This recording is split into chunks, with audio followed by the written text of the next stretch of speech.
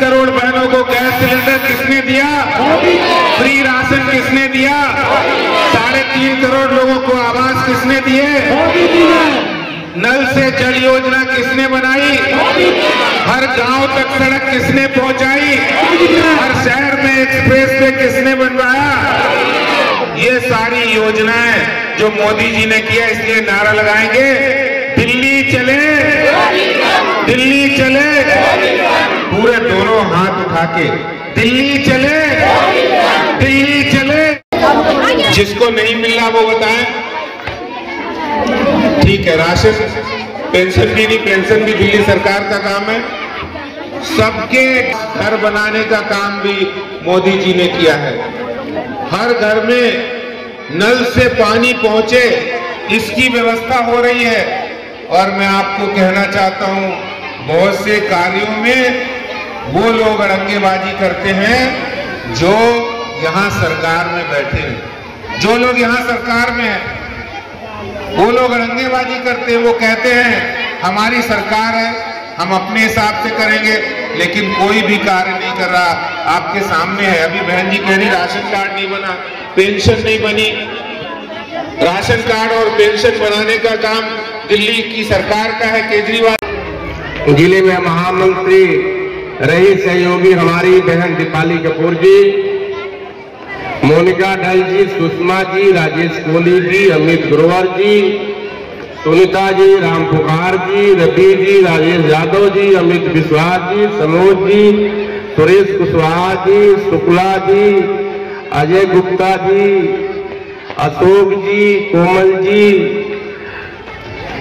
और संतलाल जी, साहू जी, अतुल जी, शंभू ठाकुर जी, नरेंद्र जटवाल जी, घनश्याम शुक्ला जी, मीनाक्षी जी, विष्णु यादव जी, धर्मेंद्र सोलंकी जी, संतोष ठाकुर जी, मीरा जी और सिंह जी और ओम प्रकाश मिश्रा जी, घनश्याम शुक्ला जी और सभी हमारे मध्य में भारतीय जनता के छोटे बच्चे। आज बहुत ही शुभ दिन है।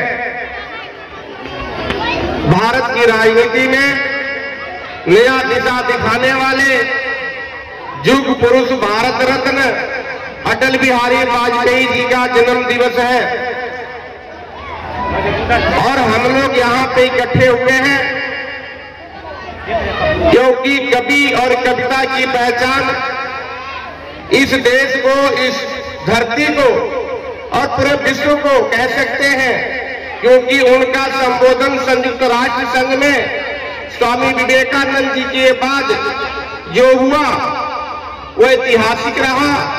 आज भी संयुक्त राष्ट्र संघ में स्वामी विवेकानंद जी के बाद हमारे श्रद्धेय अटल बिहारी वाजपेयी जी का नाम लिया जाता है। कारण है कि संयुक्त राष्ट्र संघ में जाने वाले हमारे देश के सबसे अच्छे नेता अटल जी ने अपना भाषण हिंदी में दिया था। अटल जी की जितनी कविताएं, जितनी स्लोगन इस देश को समर्पित है, हम लोग बराबर उनको प्रेरणा स्वरूप, आशीर्वाद स्वरूप लेके अपने जीवन में लेकर चलते हैं और उससे हमें लाभ ही मिलता है। जैसे हम स्लोगन पढ़ते हैं, जितनी अच्छी मेहनत होगी, जितना कड़ा परिश्रम होगा, उसका परिणाम उतना ही सुंदर होगा। ये अटल जी का ही है। चाहे विपरीत समय हो, चाहे अच्छा समय हो, अटल जी हर समय में एक रूपता से और स्वतंत्र विचारधारा से परिचित थे। वो किसी भी दबाव में आज तक की पत्रकारिता हो, चाहे काव्य हो, चाहे राजनीति हो, उन्होंने नहीं किया। जब 13 दिन की सरकार उन्होंने खो दिया था, एक वोट के लिए उनके पास दूसरा रास्ता भी था, जो प्रधानमंत्री 14वें दिन बन सकते थे, लेकिन उन्होंने गलत रूप अख्तियार नहीं किया। उन्होंने कोई जालसाजी नहीं किया।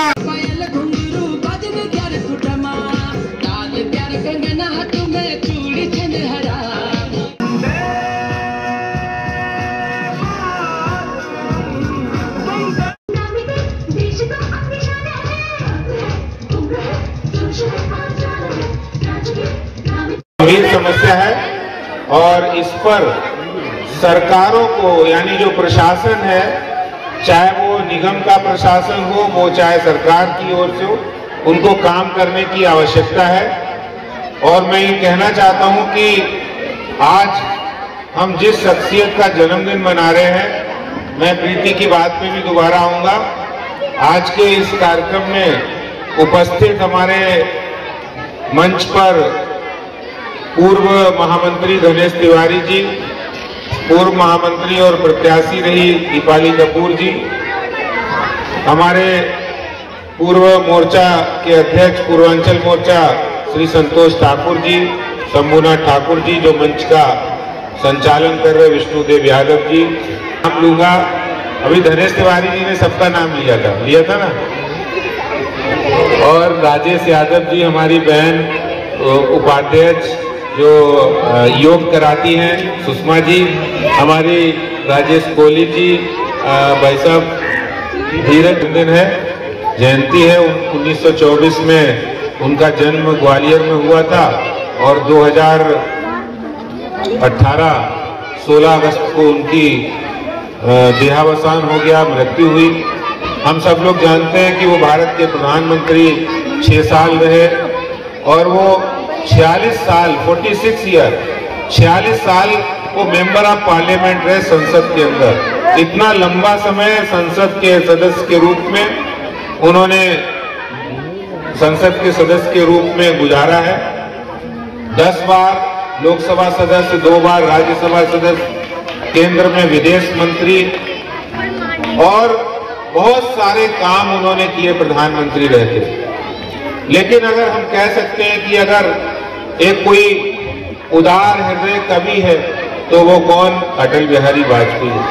अगर कोई एक अच्छा नेता, राजनेता जो लोगों की, जनता की भावनाओं को जानता, वो कौन? अटल बिहारी वाजपेयी। एक कुशल प्रशासक, वो अटल बिहारी वाजपेयी।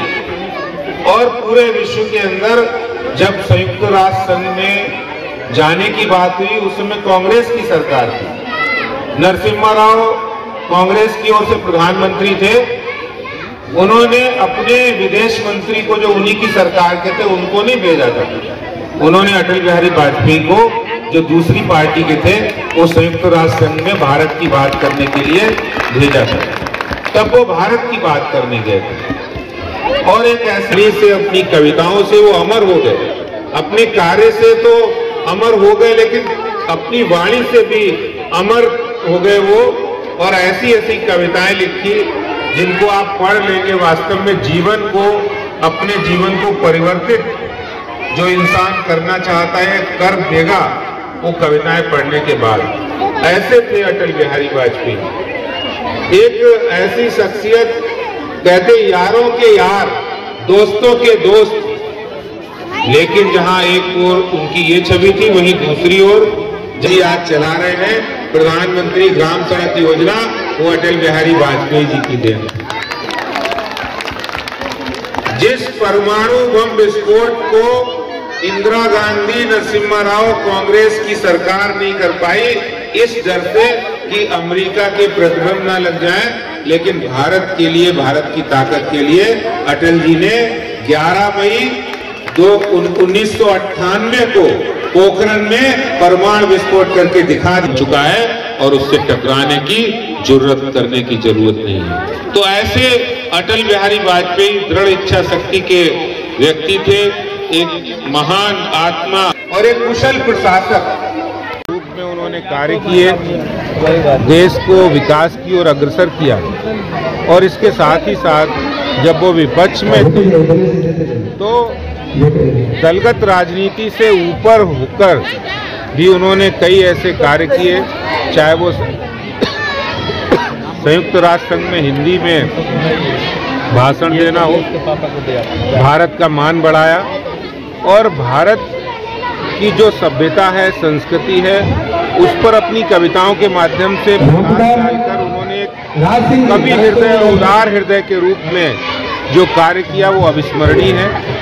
आज अटल बिहारी वाजपेयी एक महान शख्सियत, महान राजनेता के रूप में याद किए जाएंगे। उदार हृदय के रूप में, एक कवि हृदय के रूप में वो एक राजनेता याद। भारतीय जनता पार्टी